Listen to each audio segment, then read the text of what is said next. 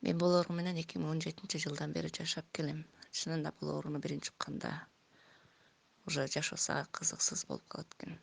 Бул жашоонун сага кереги деле жоктой болуп. Кыргыздар айткандай, өлөйүн десең жандатуу, кирейинсиң жер катуу дегендей. Айла жок. Андай да жер деле катуу болбойт. Жанды кыйып коюш деле оңой эле болот экен. Бирок айла жок. Алдыңда балдарың тургандан кийин жашашка туура келет экен. Ошондон бери мына жашап эле келатам. Ар дайым врачтардын көзөмөлүндө болуп эле аларга кайрылып, ушу убагында дарымды ичип турам.